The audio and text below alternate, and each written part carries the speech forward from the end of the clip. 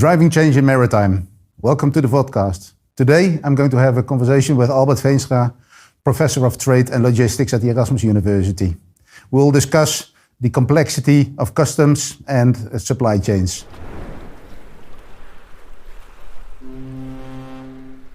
Albert, welcome to our studio. Good to have you over here again. We do have quite a way back after recollecting and thinking about when did we first meet and what it was. I think that was when you were at Dynalog. Yeah, more than a decade ago, I guess. Yeah, it's a while ago, but I think ever since we have been moving along in this world between logistics and the research in the university. Really good to have you on this podcast. And yeah, what we want to discuss, I think, is a broad perspective, and I nailed it to like customs compliance and the supply chains. And in the supply chains, I really would like to deep dive also on the port calling. But maybe good for the audience to give you a short introduction about who you are and your background. Sure. Well, thank you very much for the invitation. So I actually have two jobs at the university. I'm Professor of Trade and Logistics, in which I deal with global supply chains, global logistics, the role of customs and other supervision agencies, and the impact of regulation. And in the other part of my job, I'm part of a team that does research and education in the field of ports and transport economics. And shipping. So it's a very specialized team that focuses a lot on what happens in the ports in the Netherlands, in Belgium, in activities of port authorities, port regulation, port governance, that sort of issues. And more we are also moving into shipping, because I'm a shipping economist originally. So we are also looking at manning issues. We're doing education in shipping.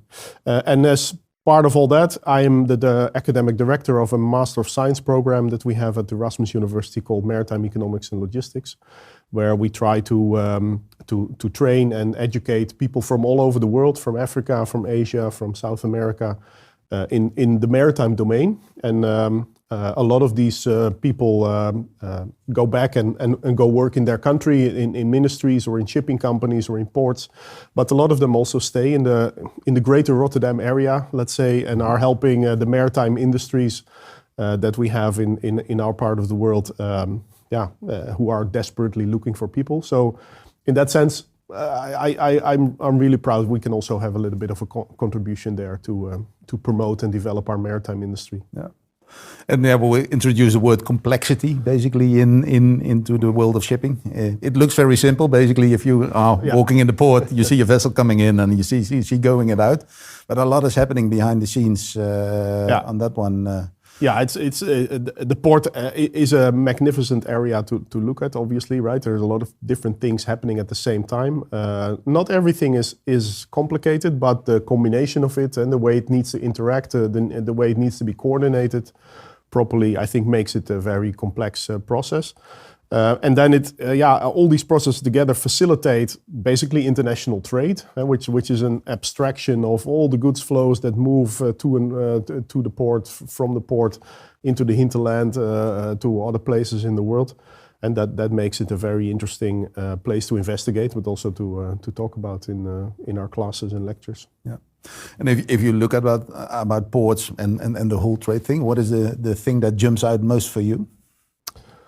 It's an interesting question. There's a lot of things, but so maybe just stick to what I'm currently working on. I'm currently working on cybersecurity, cyber resilience, specifically in the maritime sector in and around Rotterdam.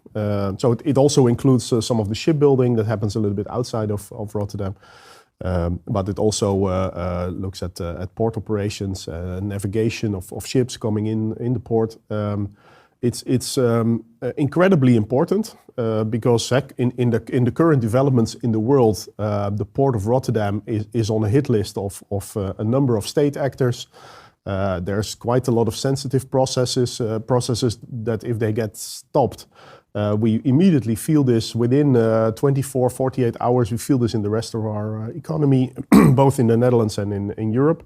So incredibly important. And at the same time, we're desperately sort of developing regulation and tools and solutions and cyber resilience initiatives. And still we understand very little about how vulnerable we really are what is really happening in terms of even the most simple questions, which sometimes get asked to us when sort of talk about this. So yeah, how many incidents do we actually have? Yeah, that we don't know. Are the incidents increasing? Yeah, I think so, but we don't have hard figures. So we're sort of, yeah, in that makes it complex as well. We have this enormously important topic. We have a number of developments on different levels: national, local, regional, European. And also a situation where we know we need to do a lot more than what we're currently doing to make ourselves less vulnerable. So that's, I think, one of the interesting areas currently to work on. A lot is happening. A lot is also happening outside of our project, obviously. It's a nice realization. I never had like collaboration. Of course, that is happening in a port call, up to 28 stakeholders working together. But again, you also become vulnerable. Yeah, so that's in that sense. So I just sort of sketch the state of the art. What is happening at the background of this is ongoing digitalization, of which you with your company are an important part of. This is making us at the same time more efficient, cheaper, and better, but also more vulnerable. And this is a realization that is also creating tensions. As soon as we start discussing this with people in the port, with people in the business, you feel that this is sort of a tension. They want to digitize, they want to improve, they want to become more efficient. At the same time, they are also concerned as soon as you point this out and say, yeah, but guys, I mean, remote controlled vessels, and that is incredibly sensitive in terms of you have to really design them well to make sure that you don't create cyber vulnerabilities that we currently don't even have. So so this is very interesting to be working on. It's always also, I think, very challenging if you look at infrastructure, the age of the infrastructure, connecting it, or it's already being connected, keeping that up to par. Yeah, and I mean, just to sketch a bit the vulnerability. So this infrastructure is more and more being connected. It's monitored. There are sensors in there. We are also creating remote control solutions to make sure that we are 24 hours where we can make changes and whatever. At the same time, everything you connect to the internet is almost immediately monitored worldwide by benevolent people, by the CIA, but also by state actors who are not that benevolent. So that is the sort of the situation we are currently in the world. Yeah. So transparency also has a flip side on the. And so to bring this back to shipping, one of our partners in the project created what they call a honey trap ship. So it's a digital ship that doesn't exist in reality. And they opened up, so they created a website, they created some sort of system architecture and all that. As soon as they opened this up to the internet, within 24 hours, they had 500,000 hits to try to hack it. Wow. That's what's happening at the moment. That's impressive. Yeah. And I think, it's a drive towards efficiency that we're also looking at, of course, in the port. That is where data comes in. If you want to optimize, if you want to make smarter decisions in these collaborative processes, you need that data. It needs to be reliable on one hand. It's working on the predictability. If we look into the field of optimization of supply chains, what are the developments that you have seen over time? What are the trends that are popping up in that area? Specifically in the maritime field, there is obviously a huge increase in data availability, process data, raw data, in all kinds of forms and representing different things, but especially the locations and the movements of ships, and I think that's an enormous contribution that we've seen in the last 5 years. You know this better than I guess. At the same time, we're also seeing that with this wealth of data, it also harbors quite a lot of mistakes and errors and problems. Data that is manually entered that looks like it's digital, but it's actually a person who created that data point specifically. ETAs is a famous example.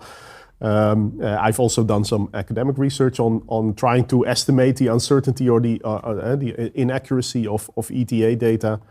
That's an issue. So lots of data, but also lots of problems with that data. And at the same time, we're seeing initiatives all over the place, and we are part of an initiative like that, where we are trying to use this data, nevertheless, to try to improve port operations, port calls, and we have to because we are looking at developments in, let's say, the energy transition where the energy density of all the alternative fuels we're working with for the future is way less than normal heavy fuel oil or diesel. Mm-hmm. So we're going to have to move a lot more volume through the port for the same energy demand. And now hopefully the energy demand will shrink a little bit, but it's not shrinking that much yet. So we're going to have to move a lot more. We have to become a lot more efficient.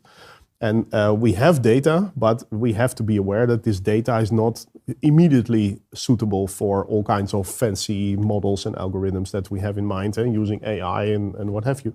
So I think we have a lot of work to do there in terms of really building the tools that will help ports in general, but the Port of Rotterdam perhaps in more particular ways of really moving forward on this sort of efficiency drive that has to happen. It's not just because we want to make a little bit more money.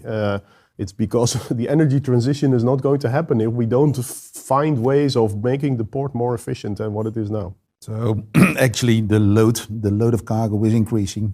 Infrastructure will kind of remain the same, or it will take quite a while before very little space. Really and I think also we see, and so there's little patches here and there, but these are quickly filled with very, let's say, location-intensive activities, building electrolyzers, and we don't have space. And the little space that is available and will come available will be taken up very quickly by these sort of voluminous products that I was just talking about. So we don't have the space. So the only way forward is to become more efficient. Yep. And with degrees of magnitude, I think that we haven't really seen before. Yeah, that's really interesting. Like I've seen, like the cost of fuels are increasing, and by that you need to become more efficient because otherwise the cost of transportation will go up. But even you say like we also need more capacity. And there is an elephant in the room, which is do less transportation, less trade, less movement of goods, and that's in our world not a very easy topic to discuss, because that's what we are about, right? We are about shipping and we are about ports and logistics and transportation into the hinterland. So to say, well, let's stop doing all that, I don't think is really a realistic option. But so the flip side is, okay, we then have to work with what we have and try to be more efficient. And then data and tools and models and all the capabilities that we have need to be leveraged. Yeah. That's really interesting. It's really, I always ask the question, is there something that people should know about the industry, but that cargo volumes are going to increase because of the energy transition is definitely something. So that's one part of that's the energy transition related story. Another part, we did a study for customs as part of their sort of, Dutch customs, their strategic sort of revisioning. And they asked us to say, look, what's going on in supply chains and what do you think is happening geopolitically, all that. So we've investigated about a year ago or so, more or less a year ago. And we found that actually there, I mean, if you look at it really from a sort of geo-macro perspective, doesn't seem to be very logical to assume that a lot of things are drastically changing. Of course, we see some reshoring activities, but a lot of that is very strategic and very highly subsidized, and it's not really not the big shifts yet.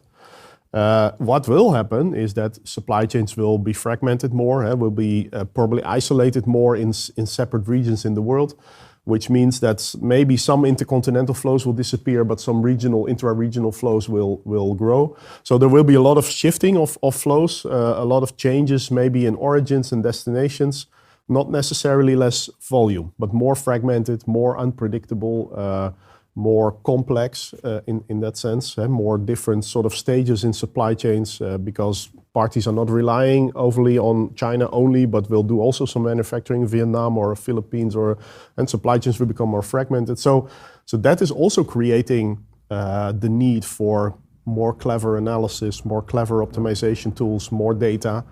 And there I think we are a little bit less lucky than in the maritime field where you have ships that can be relatively easily monitored, can be tracked with satellites, and that whole infrastructure is more or less already there. For supply chains, that is a whole different story. There That's why a lot of my colleagues do so much work on the United States. The United States is monitoring macro levels of inventories and transport flows and all that kind of stuff in way more detail from a supply chain perspective than what we are doing in Europe, and let alone parts of the rest of the world. So there we still have a lack of data, a lack of insight in many cases, let alone that we have models and tools and solutions. And then you need to stimulate, because it's all about the future. So this is, I think here we can still learn something from the US in terms of what kind of data, what kind of monitoring we do on business activities.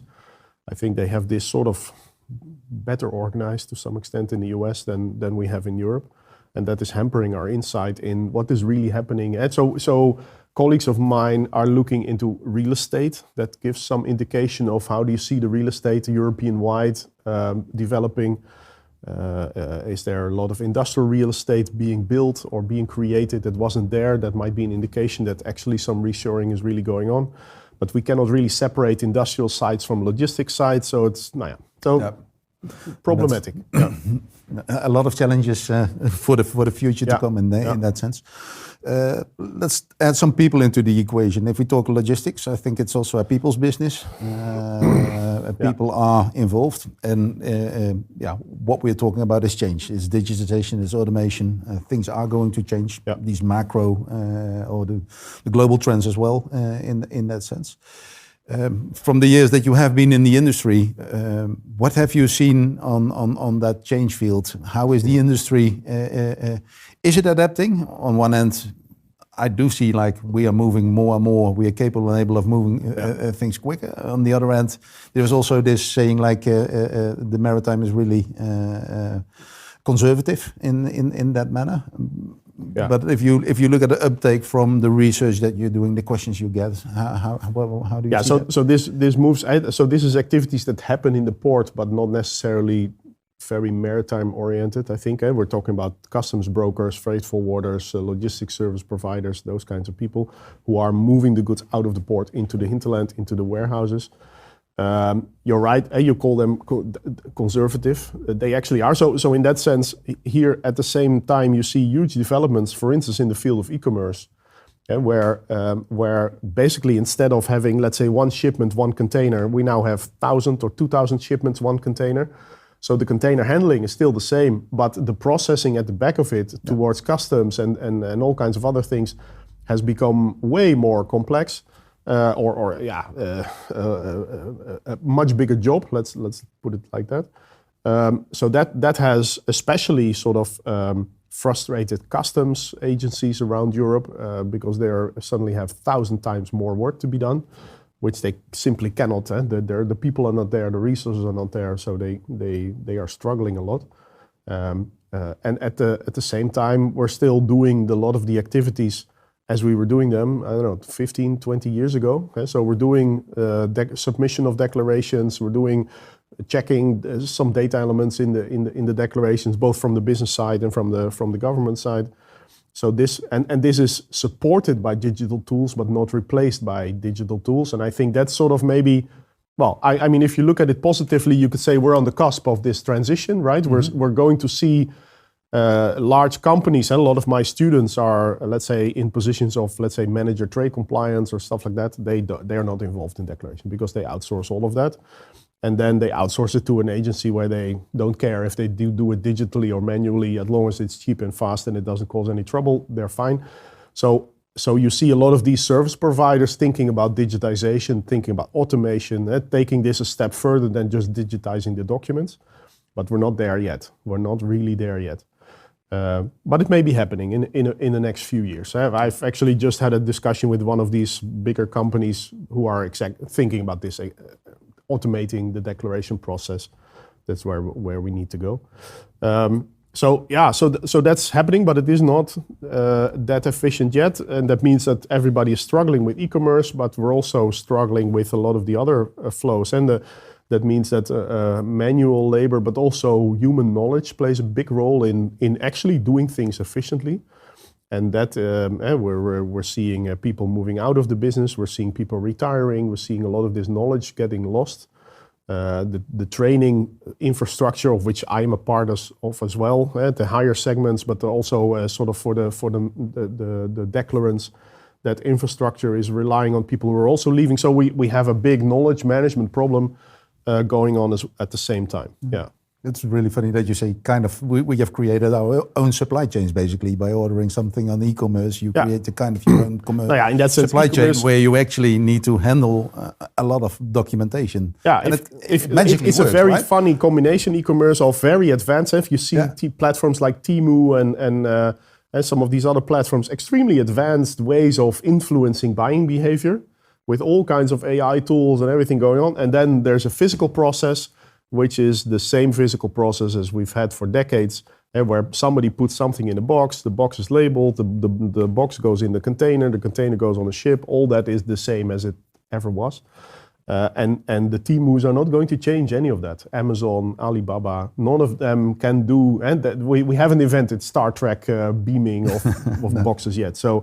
So that physical process remains, and that to do that more efficient is hard, is difficult. It relies still a lot on people. Physical carrying boxes into containers. There are still a lot of human touch points in it. But it's also incredible if you look at the speed of what the velocity that's come into. And I think we are underestimating, and we're a bit naive in how much of our own decision making is actually determined in platforms like that. We already know this from social media and from influencers, but a lot of these platforms have very advanced sort of psychologically driven tools to nudge us into buying certain things. It's maybe a topic for a different podcast, but it's not surprising that Germany has already, the German government has said, let's try to stop with e-commerce because a lot of it is crap, but a lot of it is not fit to be sold, especially to children. So let's try to stop it completely.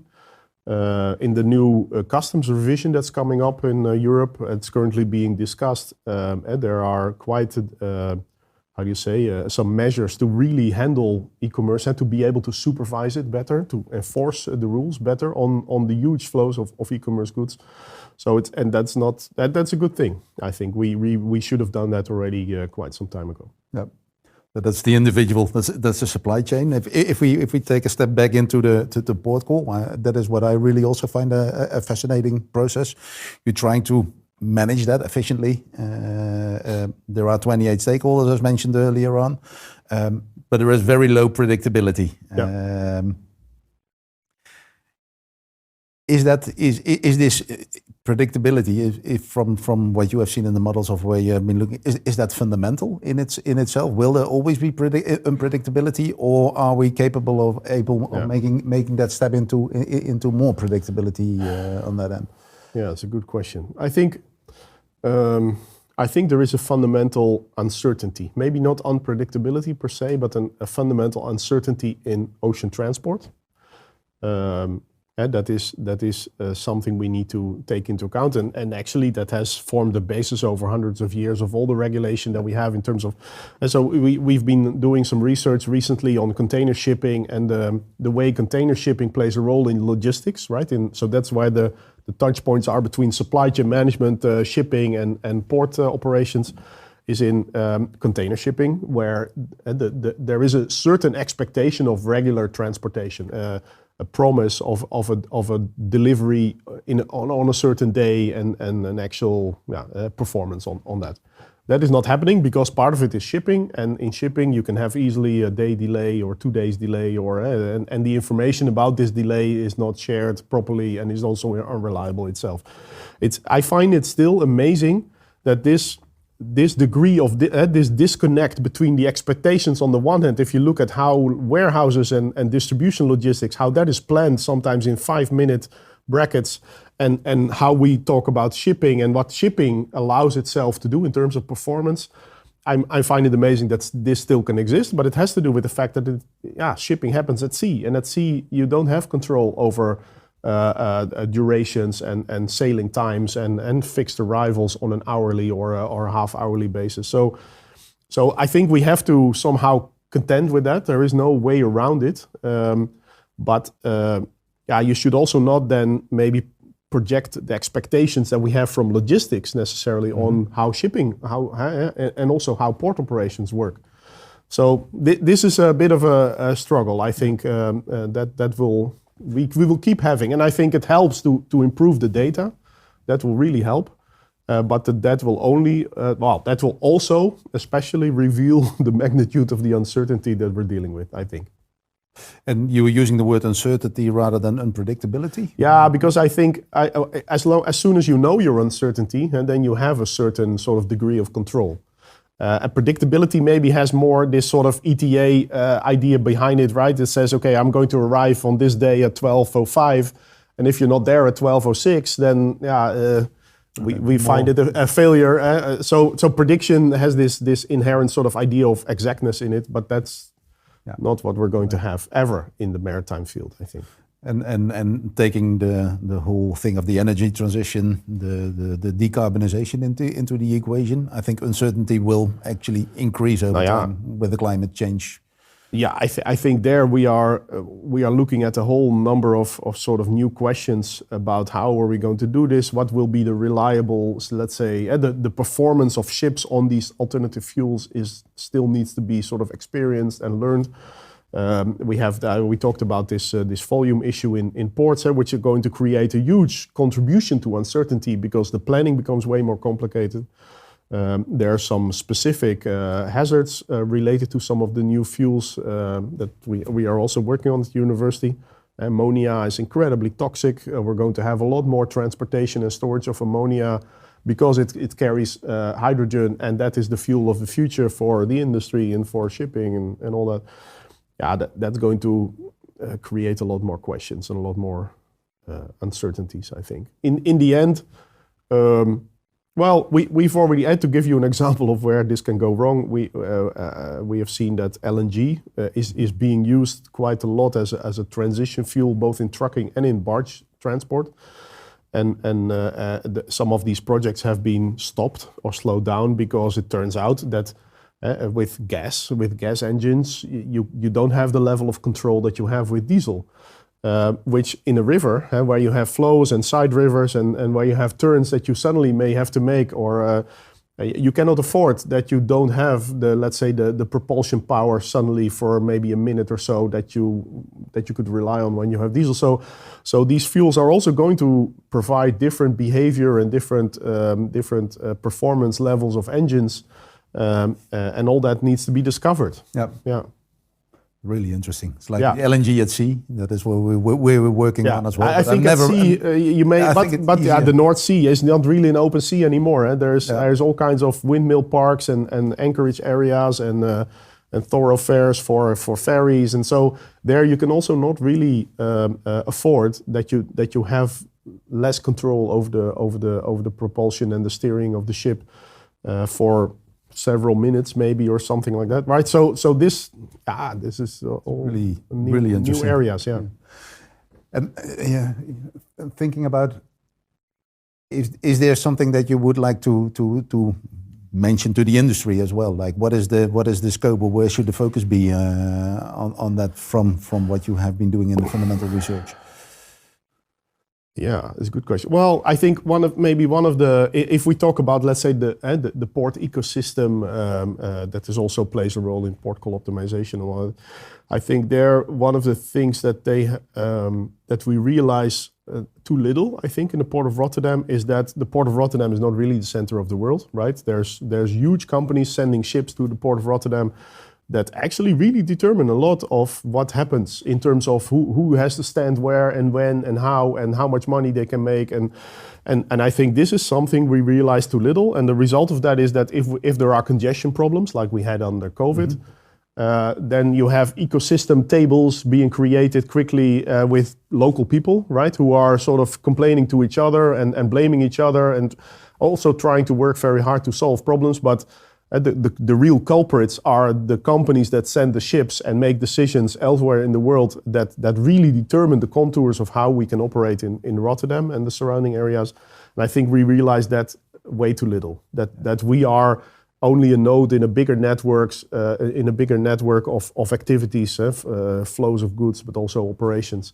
And we sometimes try to sort of try to sort of sub-optimize things locally, whereas the real causes of the problem and the real solutions also maybe might be found elsewhere. So this is, I think, one of the main insights we've had revelations, I don't know, it's a heavy word maybe, but things that I thought, this is something we don't realize enough. Another thing is that we have to very, let's say, responsibly need to move on with digitization. And we have to do more than we have done. We have to think better about quality of data. We have to work on tools. And there are some really nice examples, your company, TechPlay, but also Kotug and a few others who are really sort of moving the boundaries there, I think. But still, there's a handful, and I think there's a lot more to be done. A lot more consciousness to be built as well about the merits, but also the dangers of increased use of data, or increased reliance on IT. I think there the industry could probably also spend a bit more time thinking about these issues. Yeah, I think that's one of the interesting things I see about the industry. It's big. If you think about the cargo moved around the globe, or the emissions that are being executed, but on the other hand, it's all really connected, very small ecosystems, which are having a minor role in this larger network, but an important role. Albert, I'd like to thank you very much for this conversation and being in our podcast. It was a pleasure. Thanks.